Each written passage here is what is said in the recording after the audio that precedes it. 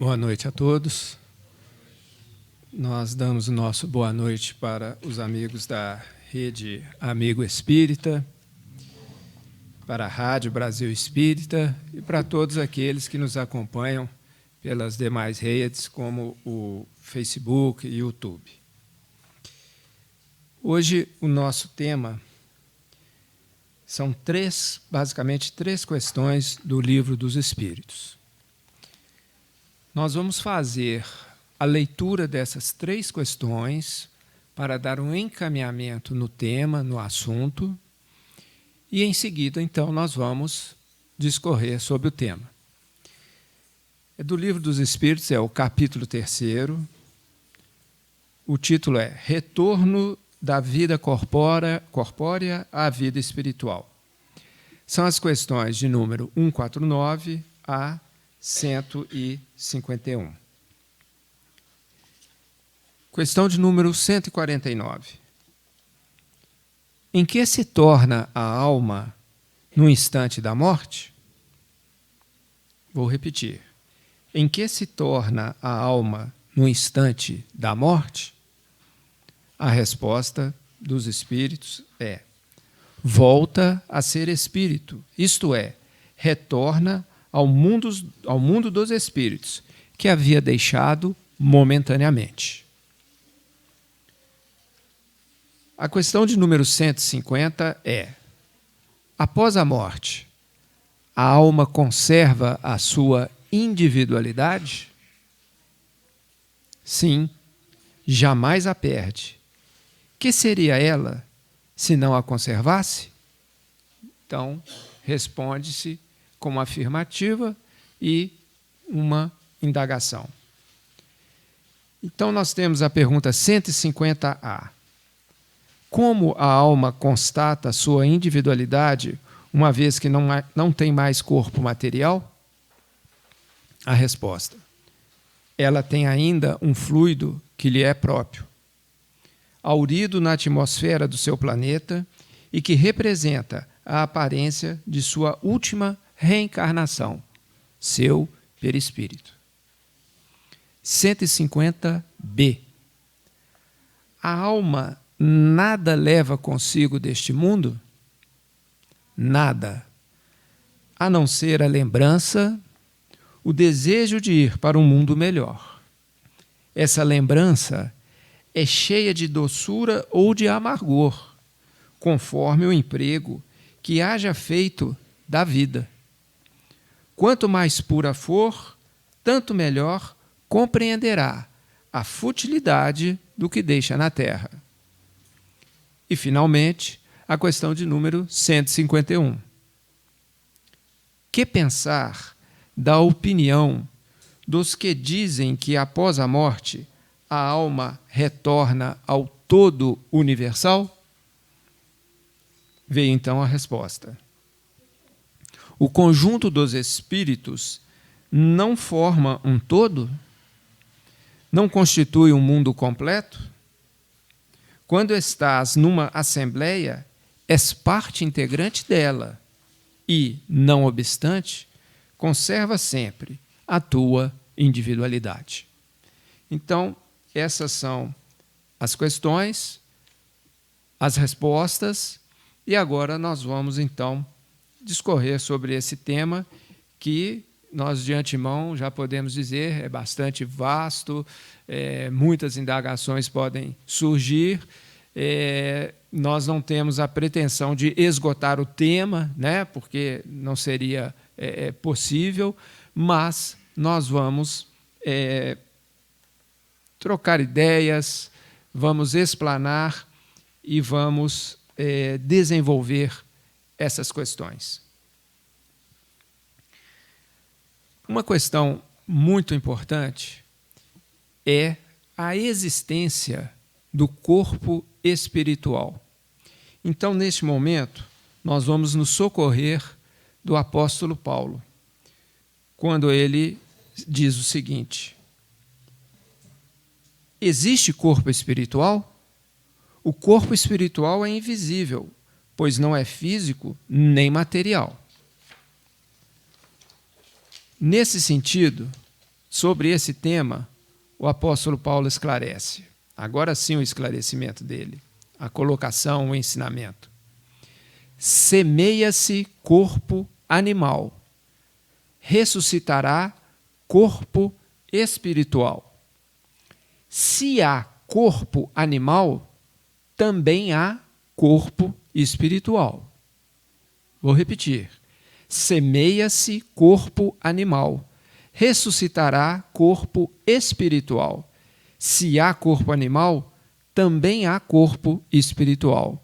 1 Coríntios, capítulo 15, versículo 44. Muito bem. Vamos entender, então, que no primeiro questionamento da pergunta 149, em que se coloca exatamente em que se torna a alma no instante da morte. Ora, nós somos espíritos, fragrâncias do Pai absoluto.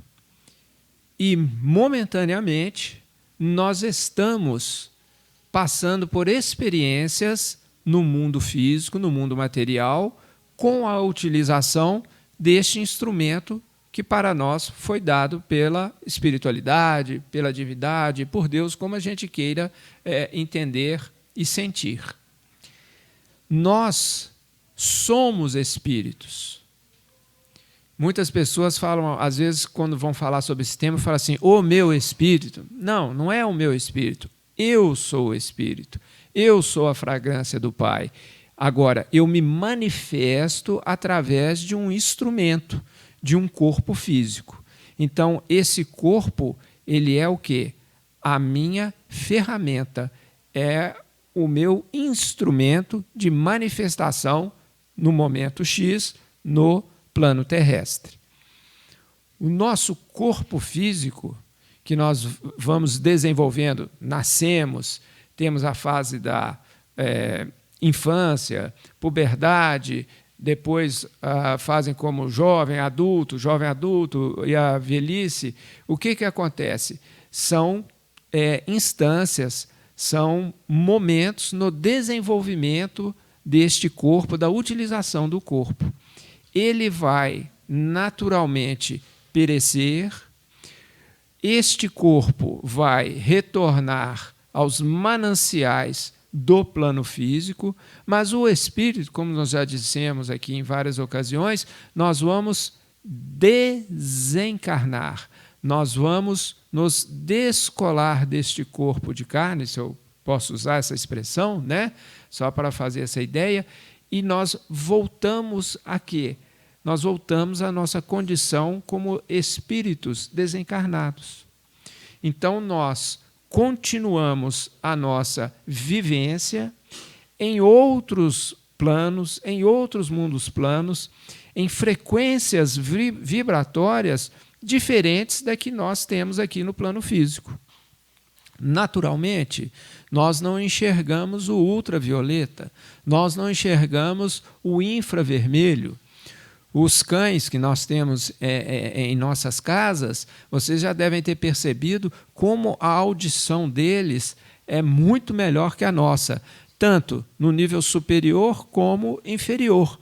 Então, se nós temos uma escala que vai daqui de 50 a 100, o cachorrinho ele escuta para baixo e escuta para cima, né? Então, é uma questão de frequência vibratória.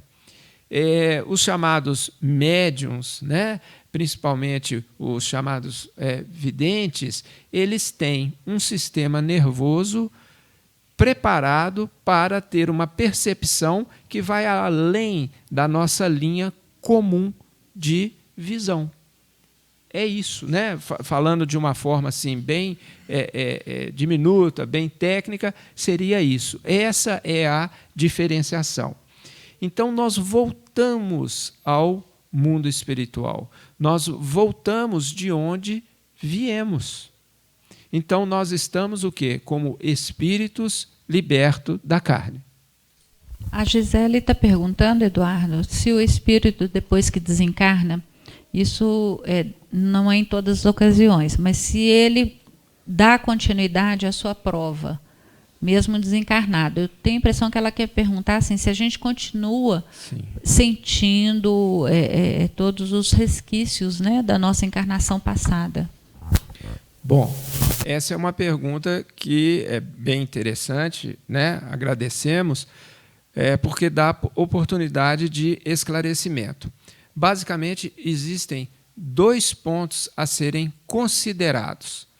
Primeiro, a pessoa talvez esteja se referindo a talvez uma enfermidade que a vitimou, que a levou ao óbito. O que acontece? Dependendo do grau de evolução da pessoa e se também aquele aspecto kármico foi esgotado, quando a gente diz isso, nós estamos querendo nos referir àquele quantum energético que deveria ser escoado, que deveria ser liberado para o corpo físico e, com isso, fazer uma limpeza, fazer uma drenagem dos corpos espirituais. Isso pode acontecer e a pessoa, ao desencarnar, ao voltar aos planos espirituais, naturalmente tem, às vezes, 1 mês, 2 de uma adaptação, dependendo do tipo de enfermidade, vai ser auxiliado, vai para um hospital, mas rapidamente ela recupera a sua integral saúde, se nós podemos dizer assim, do outro lado da vida, e resquício algum vai existir. Essa é uma possibilidade.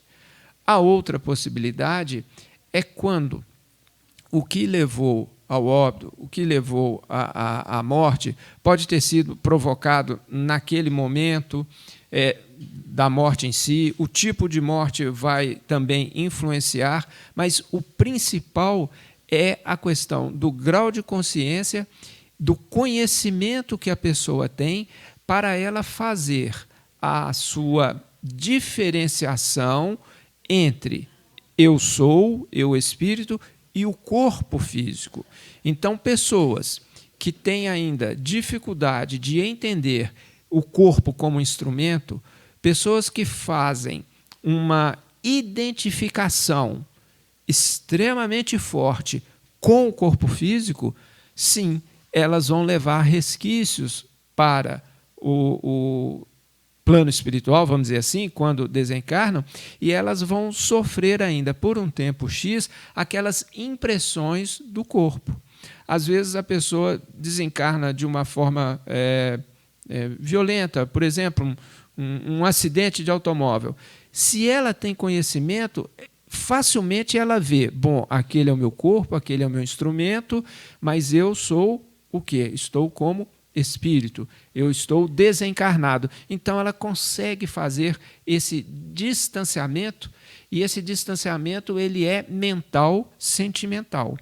Se a pessoa, ao contrário, não tem o conhecimento, não tem a vivência, às vezes não tem um auxílio ali imediato no momento, ou ela está tão, vamos dizer assim, envolvida com aquilo que ela não consegue perceber o seu entorno, ela vai o quê? O que aconteceu? O meu corpo, como eu estou? Então, aquelas impregnações que ficaram, vamos dizer assim, no corpo físico, vão ressoar e vão trazer isso para a manifestação no lado espiritual da vida. Então, isso depende muito da condição mental, espiritual daquele ser. Isso é que vai fazer a diferença. Por isso mesmo, o Espiritismo é tão importante, que nós temos o nosso aspecto como uma filosofia de vida, também podemos dizer como uma religião, por que não? Mas o aspecto de ciência espiritual, ele nos dá a possibilidade de conhecermos e vivenciarmos e já sabermos o que nos espera do outro lado da vida através de vários estudos, de experiências. Nós temos, por exemplo, os livros da série do André Luiz, como que ele enfatiza, demonstra, explica sobre reencarnação, como, por exemplo, no livro Missionários na Luz, Obreiros da Vida Eterna, vários e vários tipos de desencarnação. Então, para essa pessoa que nos perguntou, vai aí uma boa dica, né? Vamos dizer assim, que é o Obreiros da Vida Eterna, e vários livros que bem explicam como funciona o renascer, o desencarnar, as impregnações mentais e sentimentais, como funciona isso do outro lado da vida. Ok? Tem mais alguma pergunta nesse sentido? Um questionamento aqui do Júlio, que ele fala que está lendo um livro que lá fala que alguns espíritos têm formas animalescas. Eu acho que você vai abordar esse tema mais na frente. Mais na frente a gente fala e explica, você até me lembra desse aspecto. Tá? Muito bem. Outro aspecto que é interessante nós colocarmos é a questão da individualidade, né?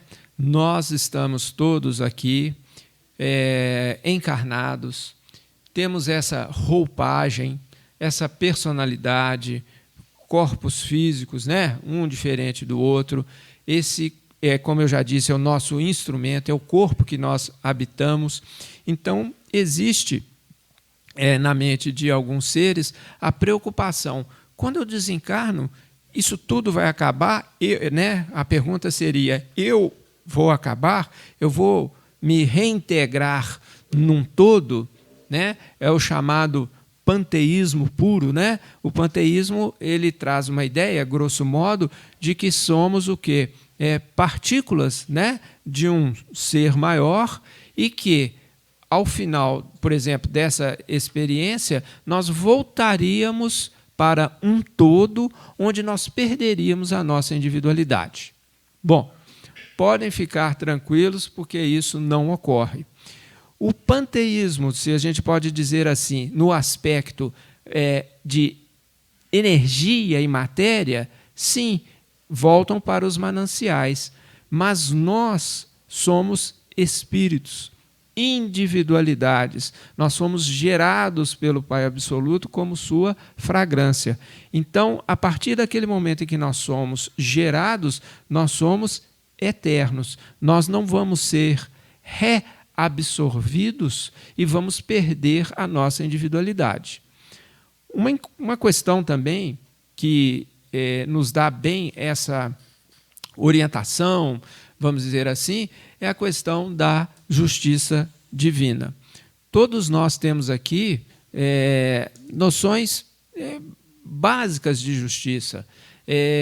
Alguns têm noções bem apuradas, mas o que seria das nossas vidas se, depois de tanta luta, de tanto trabalho, nós simplesmente desaparecêssemos no seio da vida material? Para que seria, então, todo esse tipo de experiência? E onde estaria o mérito e o demérito? E aí nós poderíamos perguntar, por que, então, uma pessoa, né, um indivíduo, aquela criancinha, já nasce perfeita, bonitinha, né, aquele menino rechonchudo e tal, e outro já nasce com uma doença mais séria, às vezes até com algum problema físico, algum defeito? Se nós fôssemos pensar nesse sentido, nós estaríamos diante de um Deus, de uma divindade que não guardaria nenhuma relação de justiça, e nós poderíamos pensar, nossa, isso é até um sadismo, né? Então, isso não acontece.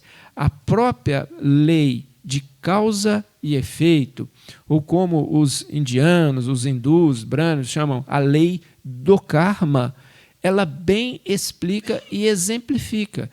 E na literatura espírita, no espiritismo, isso é muito, muito destacado, porque tudo aquilo pelo qual nós passamos, nós estamos tendo experiências, ou quando as coisas são, às vezes, coisas mais pesadas, truncadas, problemas mais sérios, nós estamos tendo o quê? Repercussões de atos, pensamentos, sentimentos do passado. Então, a justiça divina, ela é perfeita.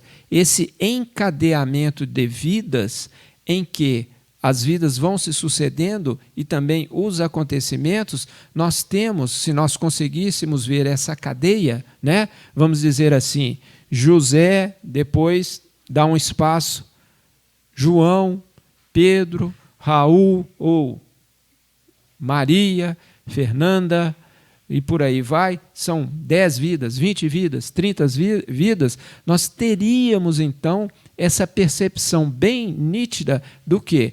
Da lei de causa e efeito, do que aconteceu aqui numa vida, o que vai acontecer numa vida futura. Se a pessoa, por exemplo, não progredir, melhorar, se ela não crescer, às vezes vem uma reverberação, uma ressonância bem específica que guarda relação com o passado. Então, fica muito claro que nós somos eternos. Os nossos corpos físicos não são eternos. Nós já tivemos vários e teremos muitos ainda, né? Pelo aspecto evolutivo que nós temos que trilhar. Mas nós, como experiências, somos eternos. Nesse sentido, é bom a gente falar também a respeito da lei do esquecimento, porque a pessoa diz assim, mas eu não me lembro, eu não sei de nada, né? Por que a lei do esquecimento? A lei do esquecimento, ela tem uma razão de ser e ela é uma grande bênção. Por quê?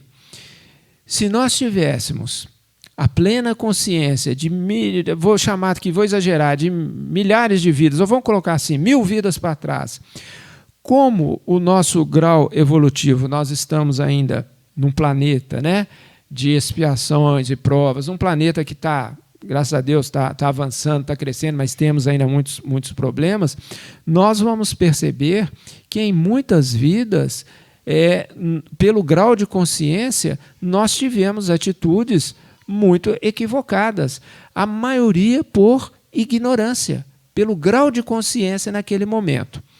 Se nós tivéssemos essa plena lembrança na atual vida, nós estaríamos muitas vezes constrangidos pelo que nós realizamos.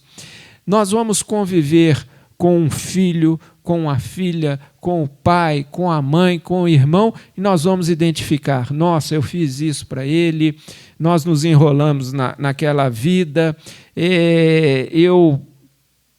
como se diz, eu pratiquei o mal com ele. Então, essa situação, ela traria um desequilíbrio tal que, ao invés de melhorar, ao invés da coisa ser trabalhada para entrar em equilíbrio, ela traria naturalmente um grande sofrimento, desequilíbrio. A harmonização se mostraria ainda mais difícil.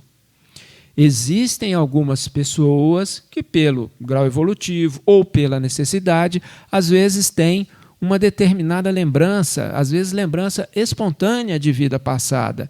E geralmente isso é permitido para que a pessoa possa perceber muitas vezes o que está acontecendo na vida dela. Muitas vezes ela está extremamente revoltada com a situação, através de um sonho, de um desdobramento, através a espiritualidade dá para ela a possibilidade da lembrança para que ela possa ver assim, nossa, eu estou com esse tipo de problema por causa disso, né? Mas essas situações são situações estanques, são questões definidas, não é uma lembrança plena. Às vezes, de uma vida, lembra-se, de uma vida X, lembra-se um fato que dá uma explicação. Por quê?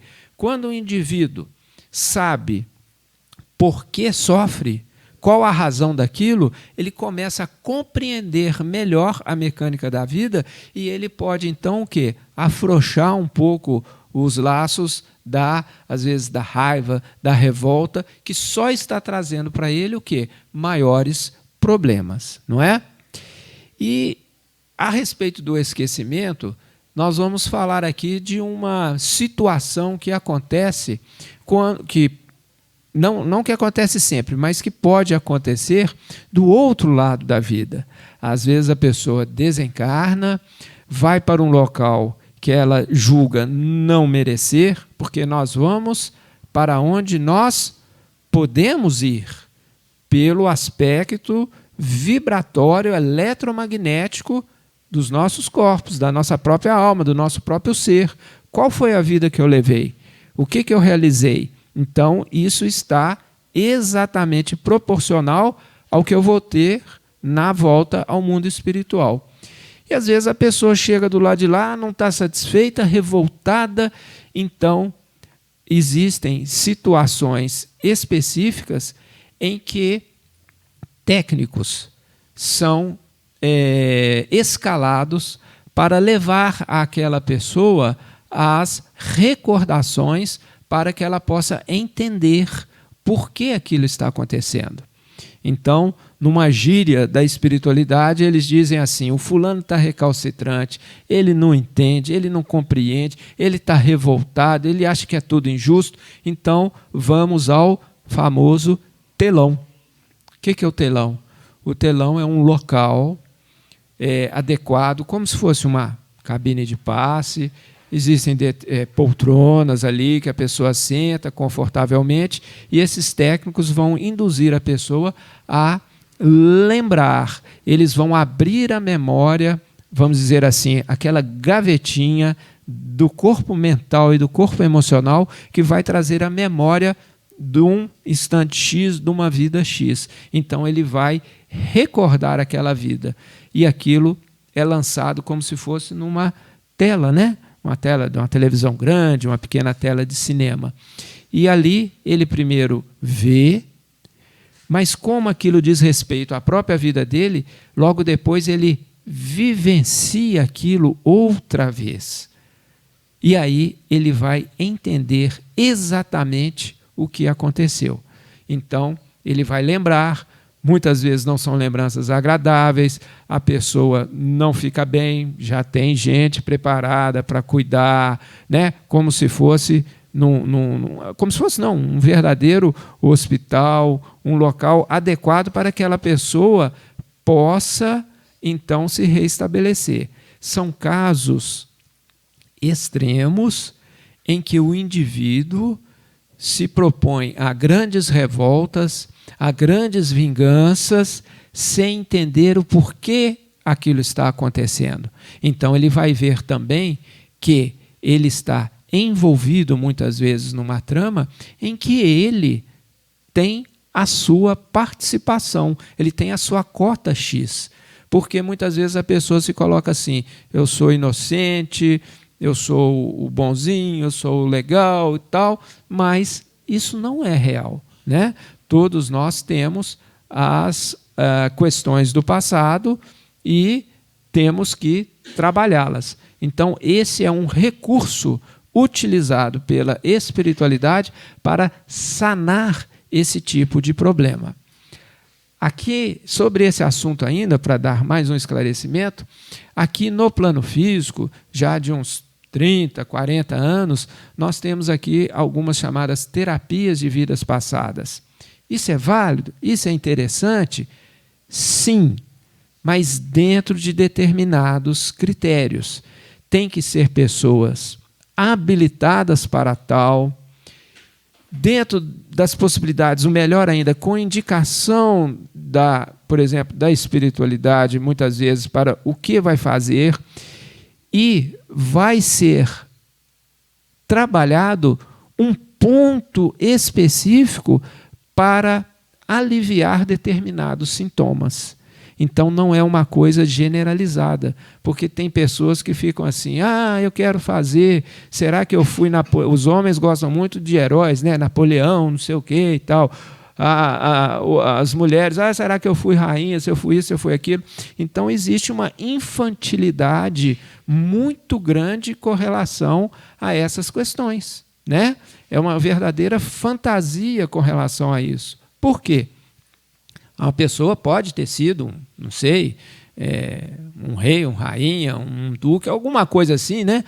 Muito importante, né? Tem que ser muito importante no passado. Muito bem. Mas o que isso quer dizer? Essas vidas geralmente são as mais perigosas, em que a pessoa tem poder, né?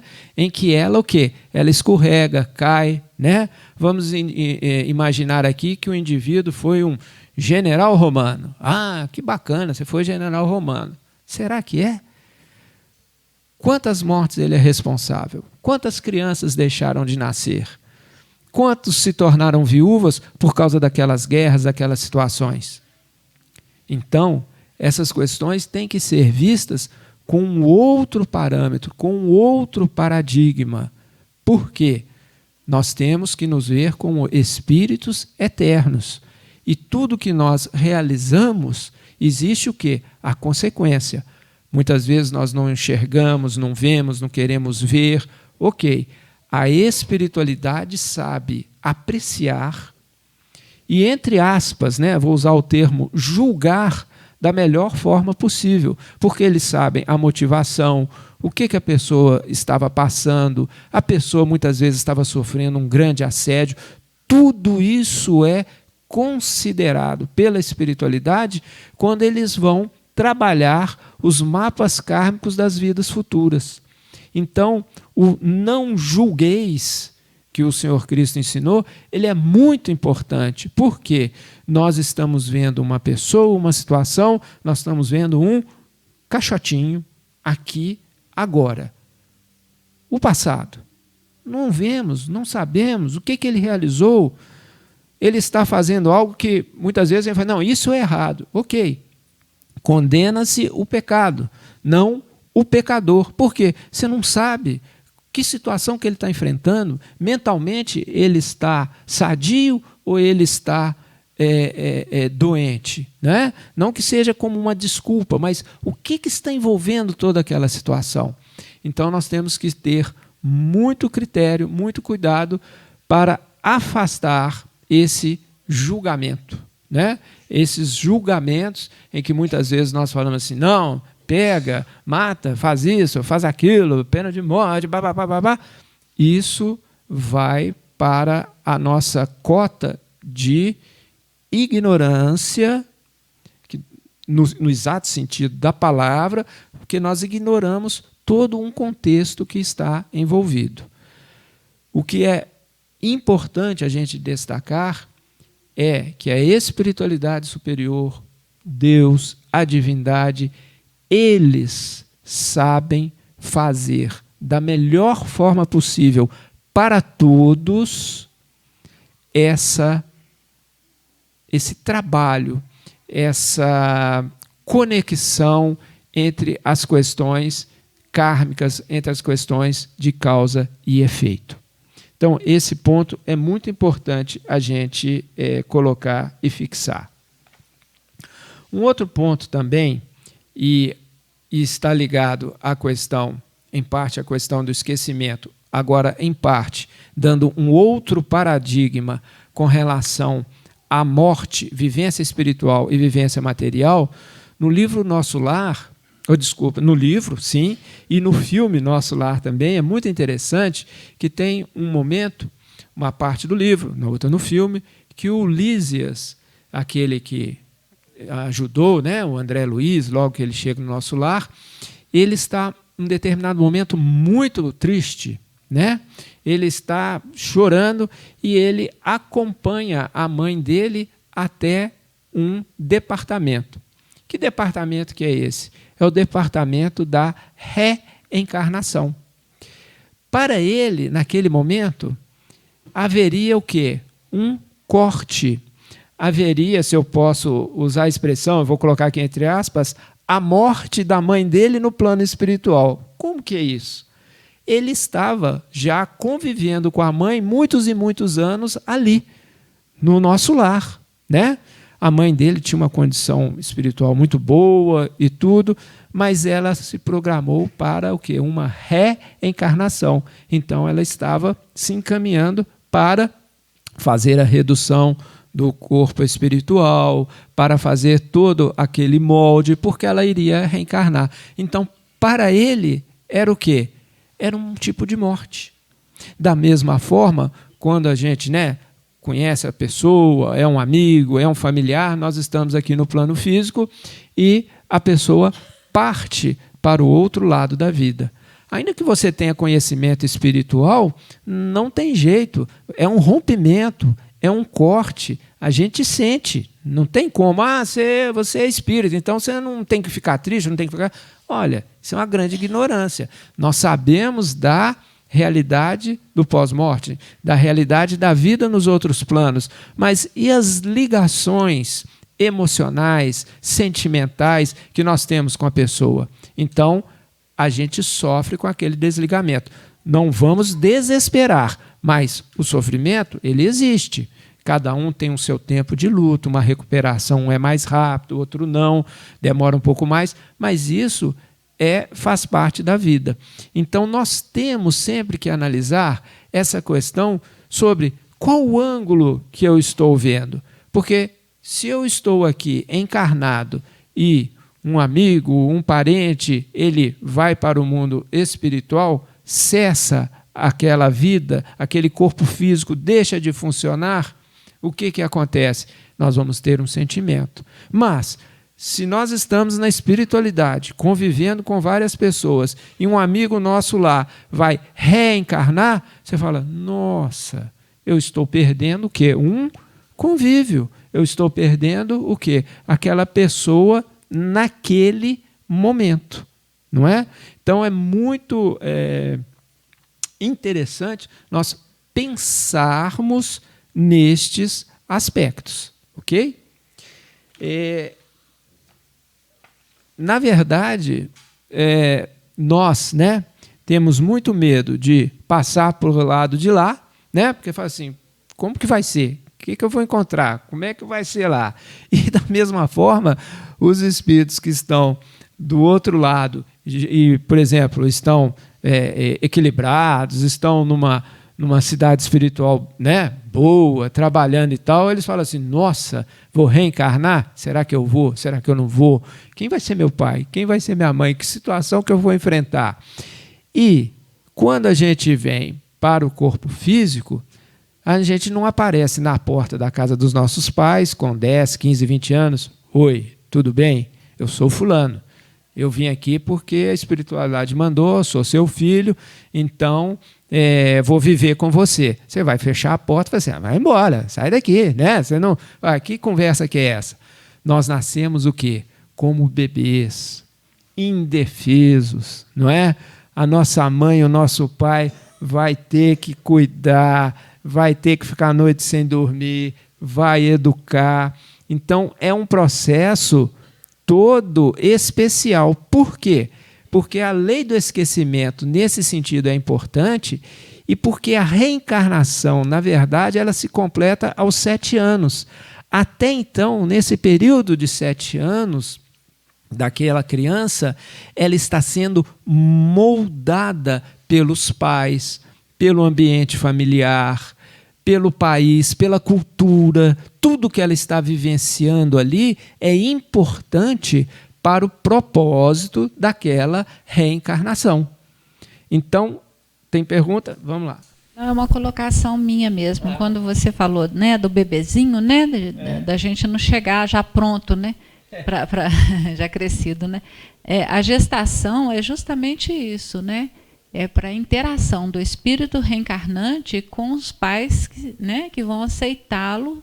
Então, são 9 meses de preparação, fora o que anteriormente o espírito também já está dentro do processo, né? A gente viu lá, André Luiz traz isso muito bem com Segismundo.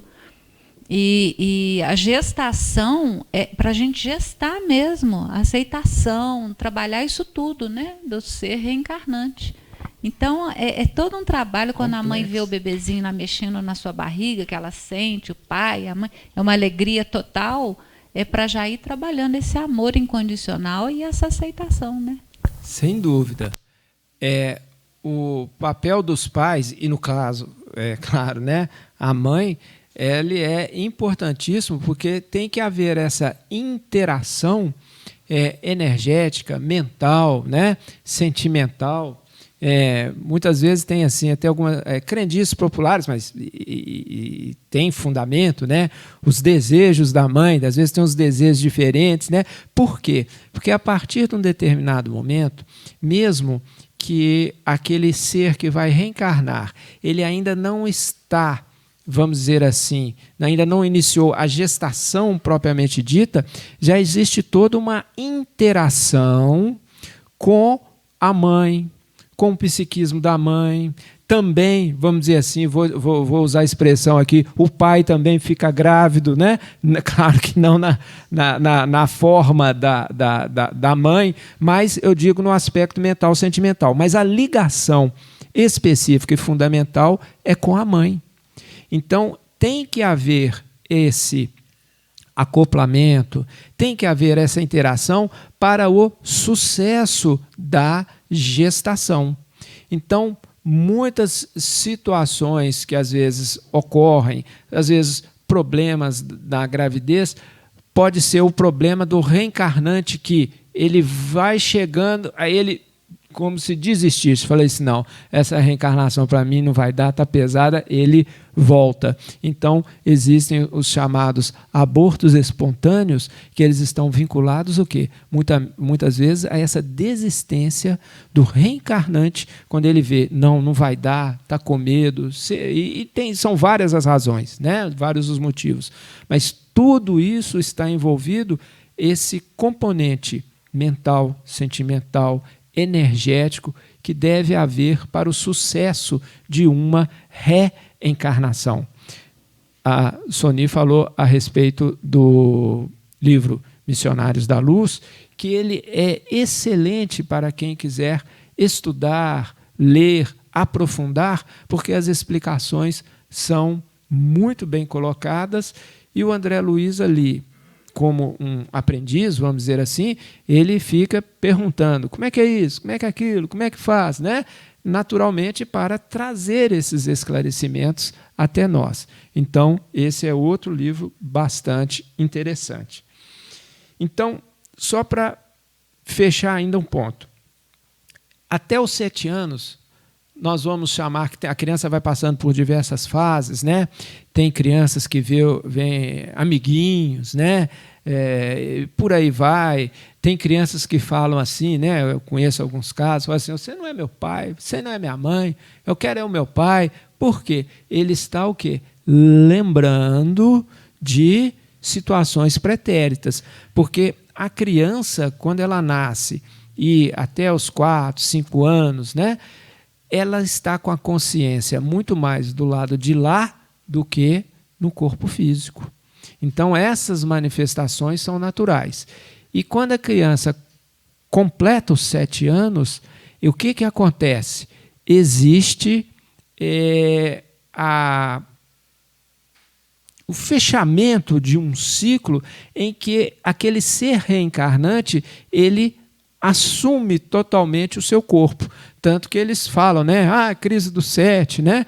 E aí nós vamos vendo as interações que existem com relação a 7, 14, 21, 28 anos, são questões que vão regendo a nossa vida. Mas a reencarnação, ela completa, vamos dizer assim, ela fica fechada quando se dá os 7 anos.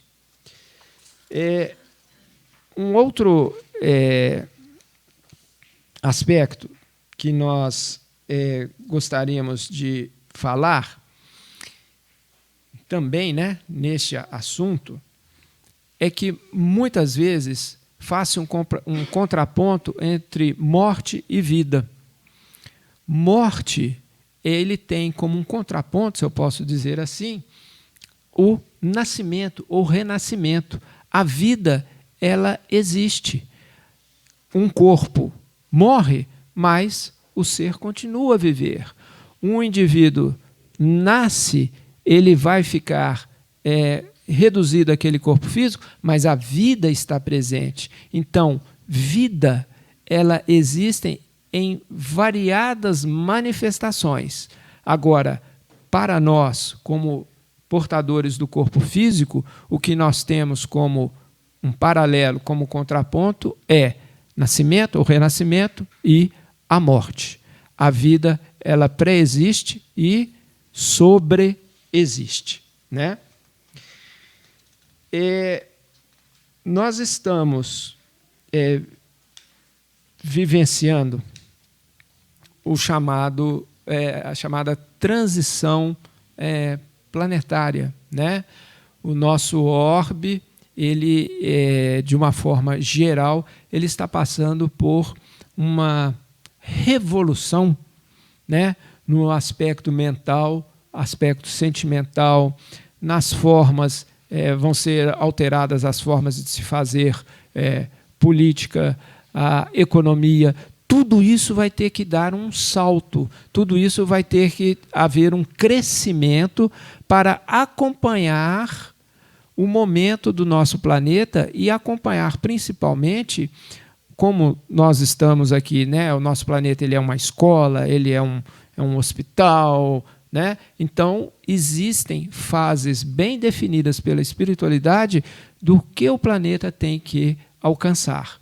Então, como numa escola nós temos determinadas fases, nós temos anos, vamos dizer assim, de ensino, tem o primeiro ano, segundo ano, terceiro e por aí vai. Então, essa escala ela é obedecida. Isso é importante para que a gente tenha a noção exata de como é relevante nós termos atenção para o aspecto mental, sentimental, emocional que nós estamos vivenciando, né? O que eu estou produzindo com o meu pensamento, com o meu sentimento? Qual a vida que eu estou levando? O que eu quero vivenciar? Isso é muito importante porque existe uma passagem, né? Não é um ensinamento mesmo, na verdade é até uma bem-aventurança, que é a seguinte: bem-aventurados os pobres de espírito, pois dele é o reino dos céus. Aqui, de uma outra oportunidade, nós já falamos, existe um pequeno erro de tradução. Na verdade, bem-aventurados os pobres de alma humana, porque deles é o reino do céu. O que eu quero dizer com isso? Pobre de espírito, bem-aventurado? Não, eu tenho que ser rico, cada vez mais espiritualizado. Mas pobre de alma humana, o que eu quero dizer com pobre de alma humana? Aquela pessoa que não tem circulando dentro dela a questão do rancor, do ódio, da vingança, desses sentimentos, pensamentos de natureza inferior. Por quê? Isso aqui está diretamente relacionado com o tipo de vivência que a pessoa vai ter ao desencarnar. Vamos imaginar uma pessoa, um indivíduo, que ele tem um padrão vibratório de rixa, briga, violência, briga no trânsito, quer matar o outro, sai dando tiro. Eu estou aqui, assim, exagerando, né? Fazendo aqui uma caricatura dessa pessoa. E temos outra, que é a pessoa voltada para quê? Para a família, para crescimento na vida material, ele sustenta a família, ele estuda, ele trabalha, ele se dá bem com a família, ele ajuda aqueles que estão ao lado dele, isso independente de religião, não importa se é batista, católico, adventista, presbiteriano, espírita, não é esse o ponto. O ponto é o que a pessoa emana, o que ela coloca e entrega na sua coletividade como pensamentos, sentimentos, atos, palavras e ações. O que acontece? Se você vai assistir o desencarne dessas duas pessoas, você estará ali como um elemento, vamos dizer assim, neutro. Você não vai julgar um, não vai julgar outro, você não está condenando ninguém. Mas se você assistir o desencarne de um e de outro, você vai ver a diferença dos acontecimentos, o local para onde um vai, para o outro onde vai, a companhia que vai estar ao lado desse, estar ao lado daquele. E eu estou fazendo essa dicotomia, essa separação, por quê? Porque a justiça, principalmente, né, no caso a justiça divina, a justiça dos homens nem sempre é assim, ela é neutra, ela é equilibrada. Então ela vai ver o quê? O que um fez, o que o outro fez, cada um conforme as suas obras. Então, todo esse aspecto mental, sentimental, os atos, as ações, né? Um é ligado à maledicência, o outro não, isso vai produzir, vai compilar, vai criar uma assinatura eletromagnética de um padrão X e um padrão Y. Mas aquilo foi construído pelas próprias pessoas durante a vivência. Não foi Deus que falou assim, você vai para cá, você vai para lá, você vai para o céu, você vai para o umbral, você vai para um lugar ruim, você fez isso, você fez aquilo. Não é nada disso. Somos nós mesmos que construímos, produzimos essas condições que vão trazer o seu reflexo no pós-mortem. Então, o Espiritismo, através da ciência espiritual, dos conhecimentos que o Livro dos Espíritos nos traz, ele é extremamente libertador. Vocês podem perceber que é muito enfatizado a questão do estudo, para você ter o conhecimento. Só estudar, só conhecer, não vale. Você tem que realizar, praticar, mas o estudo, o conhecimento, neste sentido que eu estou colocando agora, ele é fundamental para a gente entender como funciona o universo. Quanta coisa nós alijamos das nossas mentes, quantos tabus, quantos preconceitos, não é? Fica tudo, jogado fora.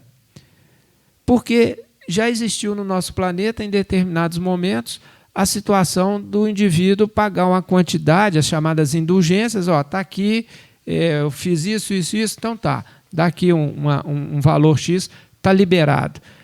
Claro que isso é uma deturpação da realidade, mas isso existiu como uma condição de grau de consciência naquele momento. Só que o nosso planeta já está num patamar que nós já poderíamos estar, em termos de grau evolutivo, grau tecnológico, 1.000, 2.000 anos à frente. Por quê? Porque nós já temos instrução, nós temos conhecimento e nós temos exemplos que nos dão a segurança quanto a isso tudo. Então, se nós pensarmos no Senhor Cristo, há 2.000 anos atrás, ele já enfatizava o quê? Olha, para mim o importante não é a sua forma externa, mas é o que está dentro de você, é o seu sentimento, seu pensamento, o que você emana, né? E existem algumas passagens sobre esse aspecto, como a questão do túmulo caiado, né? Que fala para o religioso, olha, você está de branco, bonitinho e tal, mas por dentro como é que está a sua situação? Então ele estava sempre enfatizando o quê? A condição íntima de cada um, e não a forma, não a aparência. Então, este é um aspecto fundamental para a gente pensar e trabalhar e vivenciar com relação a isso. O pensamento, nós vamos falar isso mais uma vez, para dar o aspecto de um suporte, vamos dizer assim, de conhecimento, né? Aqui vamos ficar numa parte bem técnica, mas ela é rápida. Ele, por si só, o pensamento, ele é uma entidade energética. O que eu quero dizer com isso? Quando eu falo entidade, eu não estou falando de espírito, nada disso. Eu estou dizendo como um elemento, como um átomo que vai sendo agregado, então ele torna-se uma entidade energética. Esta entidade energética, ela quer o quê? Ela quer crescer, ela quer expandir. Então, ela vai sempre pedir, solicitar cada vez mais pensamentos daquela natureza. E isso tanto vai para o bom pensamento como para o mau pensamento. Então nós temos depois o que se torna um bom hábito ou um mau hábito. Então o que nós estamos trabalhando?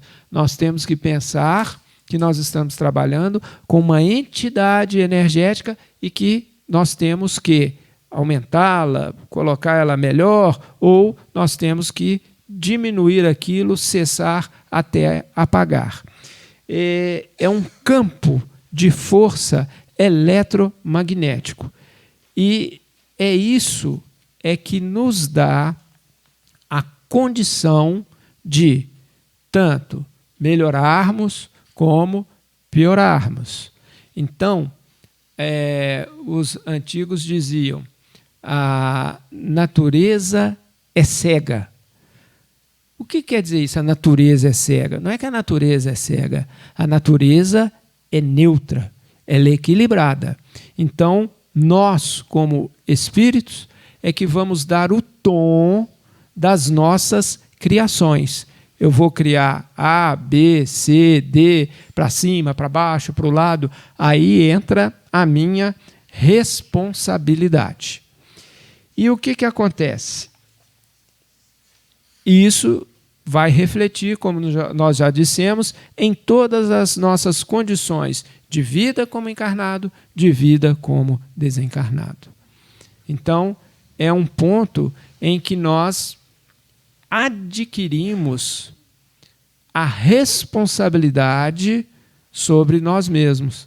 Porque durante muito tempo, e muitas vezes até uma certa forma é um vício de vidas e vidas, acontece um problema, tem algo de errado, nós vamos o quê? O primeiro pensamento, sentimento a culpa é do meu pai, da minha mãe, é do meu irmão, é do fulano, é sempre o outro. Então eu não me responsabilizo pelas minhas criações.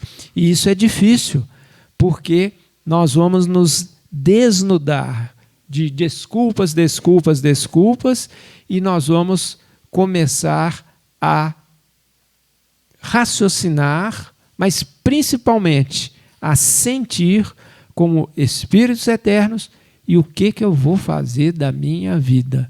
Porque nós não vamos poder colocar a responsabilidade na mão de ninguém. A responsabilidade é inteiramente minha, é inteiramente nossa, de cada um. Nesse ponto, tem uma frase do Chico Xavier, porque quando ocorre um desnudamento nesse sentido, quando ocorre, como se diz na gíria, né? Quando cai a ficha dessa situação, muitas vezes a gente fica, de certa forma, desanimado, ou você fica, causa um estranhamento toda essa situação.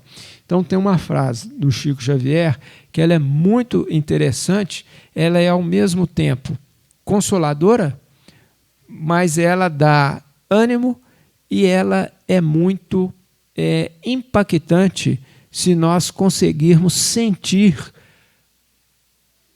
toda a verdade que está inserida nela. A frase é a seguinte, eu vou ler. Vocês já devem ter ouvido, mas é uma frase que a gente pode repetir, pode pensar, ler de novo, não esgota assim. Embora ninguém possa voltar atrás e fazer um novo começo, qualquer um pode começar agora e fazer um novo fim. Vou repetir. Embora ninguém possa voltar atrás e fazer um novo começo, qualquer um pode começar agora e fazer um novo fim. Então, nessas questões, nós temos que ter uma aceitação integral do nosso passado. Escutei uma vez uma pessoa assim, bem espiritualizada, bastante experiente na vida física e na vida espiritual, já era um senhor, que ele disse assim: fui o que fui, sou o que sou, e serei o que o Pai quiser. Fui o que fui. Sou o que sou. E serei aquilo que o Pai quiser. Né? Quando ele fala o Pai, ele está se entregando à divindade, mas ele também está atraindo sobre ele a responsabilidade pessoal. Então, é muito interessante nós pensarmos nisso, porque não adianta também nós ficarmos na questão da culpa, com aquele remorso que acaba com a pessoa. Nós temos que pensar, também não vamos pensar naquela questão de uma lei frouxa, então está tudo bem. Não se trata disso. Existem repercussões e consequências, mas nós temos que pensar em responsabilidade e em reparações. Tudo isso que eu estou falando aqui, né, em palavras, é muito legal, muito bacana, mas quando nós vamos trazer isso para as nossas vidas, para os nossos íntimos, isso traz conflitos, isso traz dificuldades. Por quê?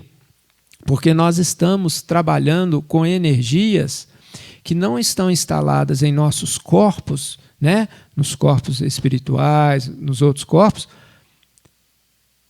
de um dia, de uma semana, de um mês. São de vidas, vidas, vidas e vidas.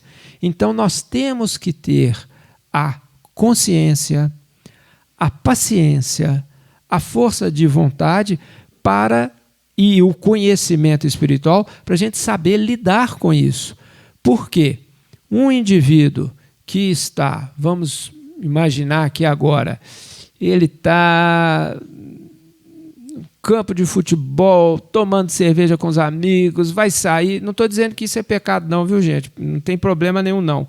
Mas uma pessoa que está assim, bem engajada nessa distração, se divertindo e tal, ele não vai ter muitos conflitos, a vida para ele vai ficar uma vida mais tranquila.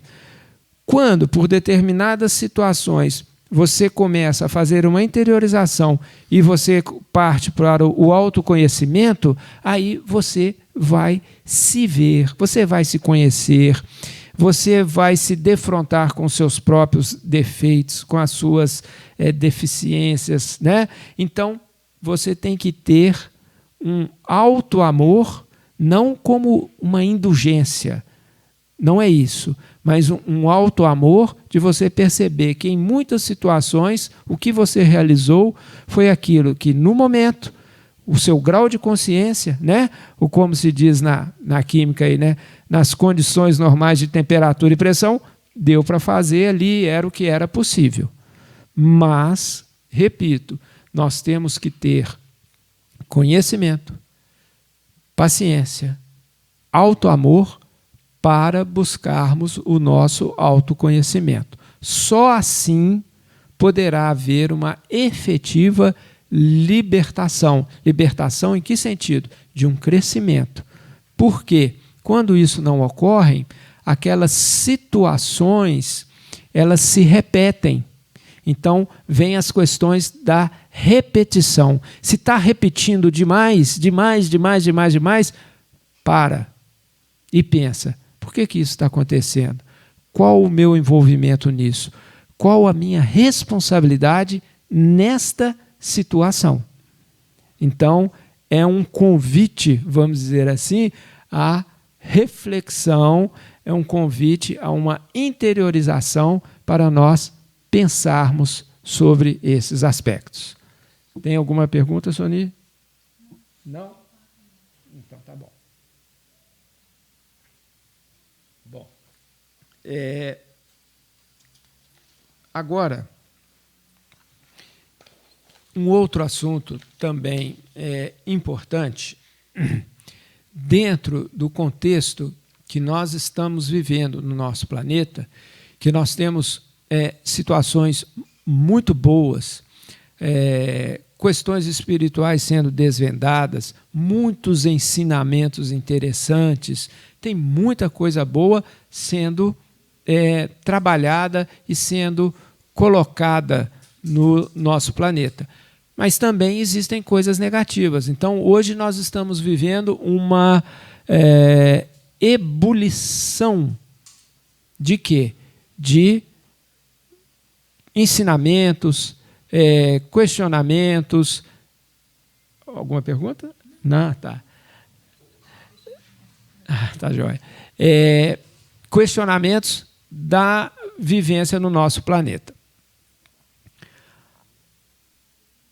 Muito, muito interessante nós prestarmos atenção na chamada coisificação do ser humano. Coisificação do ser humano. Se vocês pensarem um pouco sobre, por exemplo, questões de propagandas, né? Como que as propagandas querem induzir determinados tipos de comportamento. Hoje em dia é proibida a propaganda do cigarro, mas antigamente a propaganda do cigarro tinha mulheres bonitas, homens bonitos, carros muito chiques, iates, não sei o quê, e associava aquela situação ao fumar.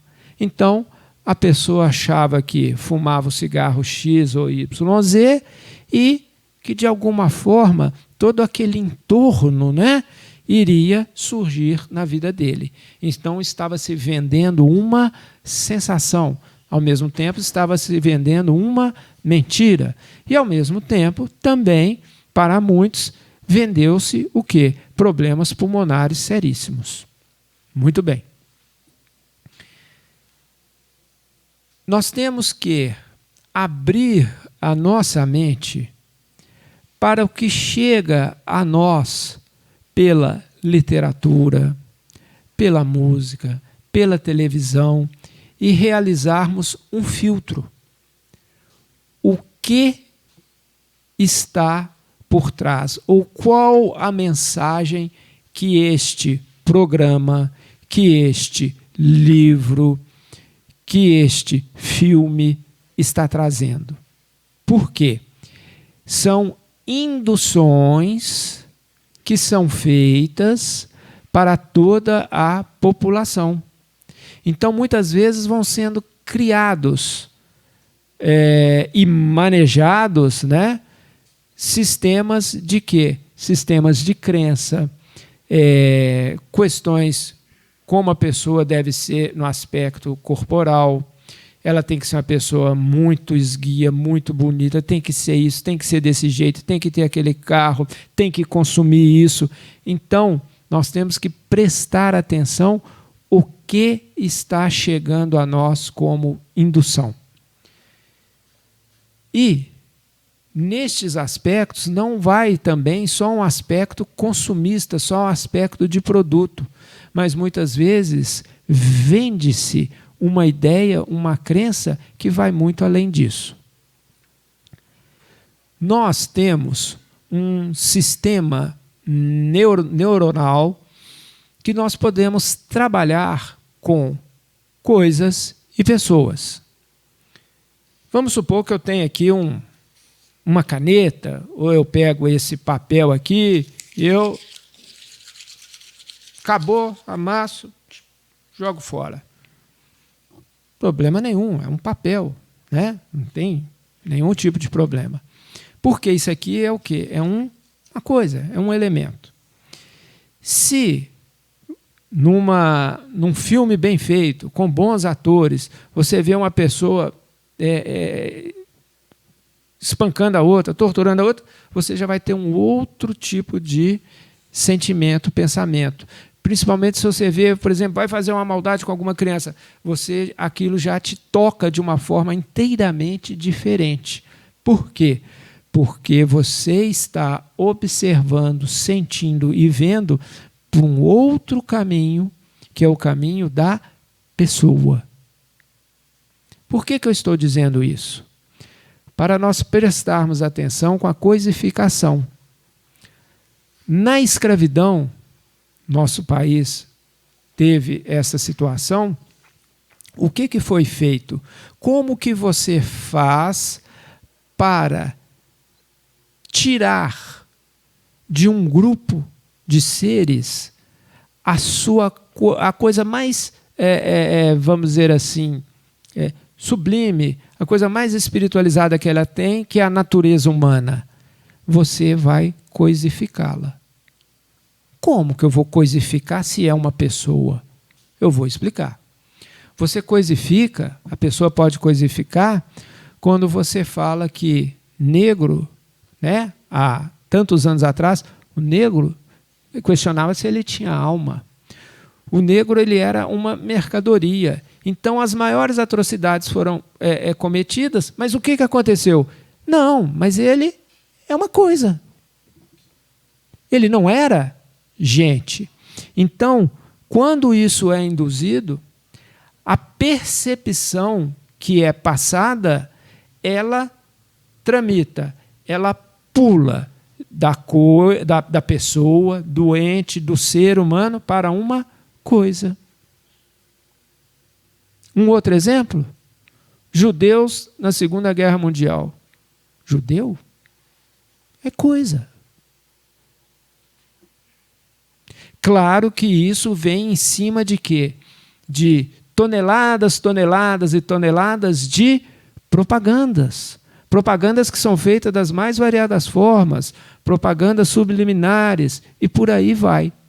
Então, nós temos essa questão a ser muito bem pensada, muito bem sentida, de estarmos alertas para não aceitarmos a coisificação do elemento humano, porque ela pode tomar uma cor, uma raça, uma religião, qualquer coisa pode servir para esse tipo de manobra. Então, vamos estar atentos ao quê? O elemento coisa e o elemento humano. A coisificação do ser humano, ela permite que as maiores atrocidades possam ser cometidas e justificadas.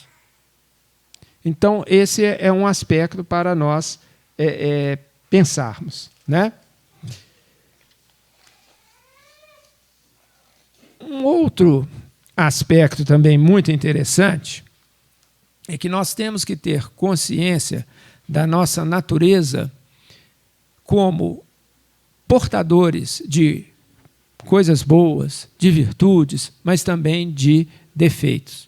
Existe uma história curta, muitos de vocês devem conhecer, que é a história do mestre e os dois cães, os dois cachorros. O discípulo estava muito encantado com a natureza do mestre. Era uma pessoa muito boa, pessoa espiritualizada, só fazia o bem. Então, ele resolveu, estou diminuindo a história, resolveu falar assim: mestre, mas como é que o senhor conseguiu essa evolução, né? Como que o senhor conseguiu tudo isso? O senhor está um passo à frente dos outros e tudo. Então, o mestre falou para ele: eu vou te contar o segredo, mas presta muita atenção, porque é uma coisa muito séria. E o discípulo ficou atento. Ele falou assim: dentro de mim existem dois cães. Dois cães. Um é extremamente feroz, agressivo, quer morder todo mundo. Ele é um verdadeiro animal feroz. E o outro é um cão dócil, prestativo, quer auxiliar, quer ajudar. E o discípulo ficou assim, com aquela cara, indagação, mas não estou entendendo.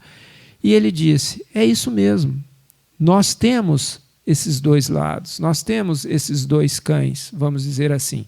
Ele falou assim: mas e aí, como é que eu faço? O alimento. O alimento é a chave. Ele falou: como assim? Qual cão você vai alimentar?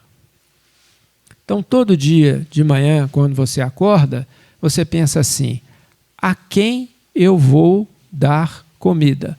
A quem eu vou alimentar? Quem que eu vou alicerçar? O cão A ou o cão B? Então, esse é outro aspecto a ser considerado quando nós vamos empreender o caminho do autoconhecimento, quando nós vamos começar a olhar para dentro e ver: quem sou eu? O que eu estou fazendo aqui? Qual o meu propósito de vida? Temos o propósito de vivenciar no plano físico, temos que trabalhar, as coisas, né, da vida normal. Mas, além disso, quem sou eu? O que eu estou fazendo aqui? Qual que é o meu propósito? Então, são esses questionamentos que são muito importantes a serem feitos. Agora, eu vou fazer uma... Tem 2 trechos aqui, mas eu vou fazer uma leitura que eu acho que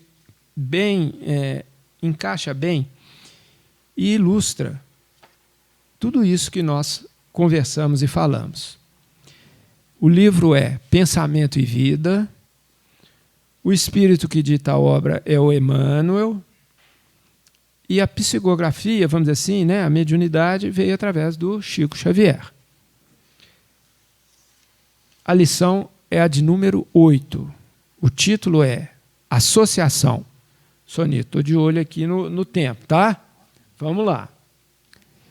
Se o homem pudesse contemplar com os próprios olhos as correntes de pensamento, reconheceria de pronto que todos vivemos em regime de comunhão, segundo os princípios da afinidade. Vocês vão ver que é tudo isso que nós conversamos e falamos. A associação mora em todas as coisas, preside a todos os acontecimentos e comanda a existência de todos os seres. Demócrito, o sábio grego que viveu na Terra muito antes do Cristo, assevera que os átomos, invisíveis ao olhar humano, agrupam-se à afeição dos pombos, à cata de comida, formando assim os corpos que conhecemos. A respeito do Demócrito, é interessante que muitos já relataram que ele voltou à vida como Einstein. Começamos agora a penetrar a essência do microcosmos e, de alguma sorte, podemos simbolizar, por enquanto, no átomo entregue à nossa perquirição, um sistema solar em miniatura, no qual o núcleo desempenha a função de centro vital e os elétrons, a de planetas em movimento gravitativo. Vai girando.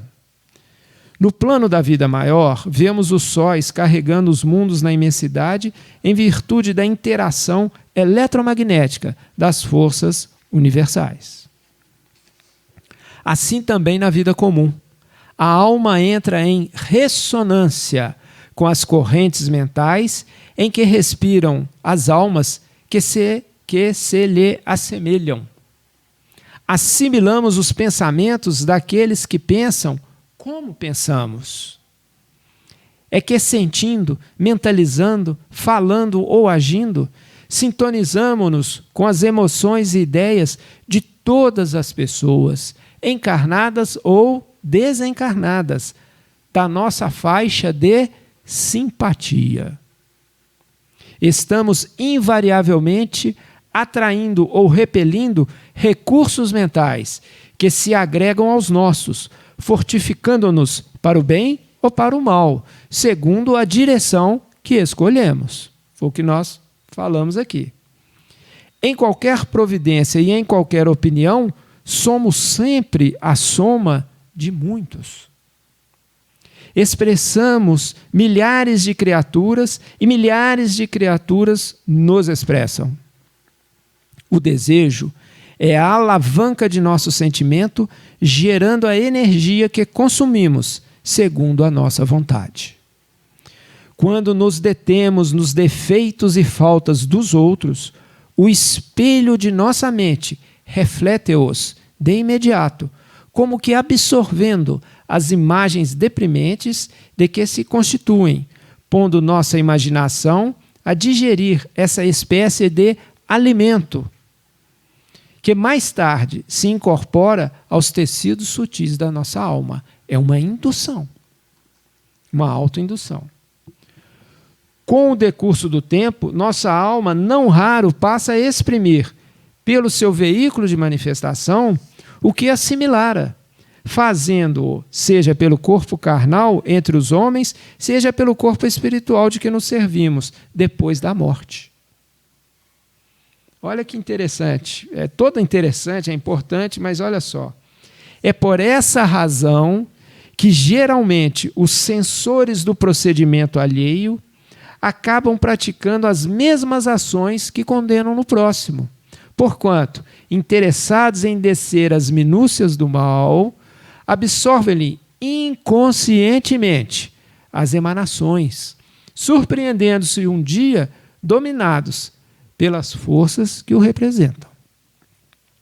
Toda a brecha de sombra em nossa personalidade retrata a sombra maior. Qual o pequenino foco infeccioso que, abandonado a si mesmo, pode converter-se dentro de algumas horas no bolo pestífero de imensas proporções, a maledicência pode precipitar-nos no vício, tanto quanto a cólera sistemática nos arrasta, muita vez, aos labirintos da loucura ou às trevas do crime.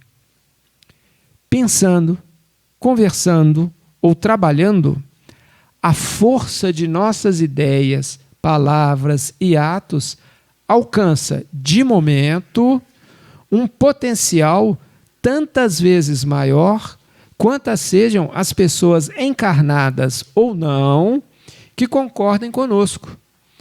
Potencial esse que tende a aumentar indefinidamente, impondo-nos de retorno as consequências de nossas próprias iniciativas. Estejamos, assim, procurando incessantemente o bem, ajudando, aprendendo, servindo, desculpando e amando, porque, nessa atitude, refletiremos os cultivadores da luz, resolvendo com segurança o nosso problema de companhia. Então, vou chamar assim essa lição, esse texto do Emmanuel, eu estava abrindo assim, já tinha pensado aqui no que a gente ia conversar, mas vejo como uma grande ajuda da espiritualidade para fechar, para concluir, né? E aqui, claro, com maestria, com uma profundidade muito grande, tudo que nós falamos. Então, seja a nossa vida como encarnado, seja a nossa vida como desencarnado, né? As companhias, o que nos cercam, está muito bem alicerçado no que nós conversamos e, principalmente, no que essa lição 8 do Pensamento e Vida, né, do Emmanuel, nos trouxe. E o que nós desejamos, né, para todos é que as nossas vivências como encarnados sejam as melhores possíveis, saudáveis. E quando nós retornarmos, né, para os planos espirituais, nós podemos levar algo de bom, nós possamos, melhor dizendo, sentir e concluir que estou voltando um pouco melhor do que quando eu cheguei, né? Que as desencarnações no nosso planeta possam ser as mais felizes possíveis. Então, eu desejo a todos muita paz e paz a todos os seres. Obrigado.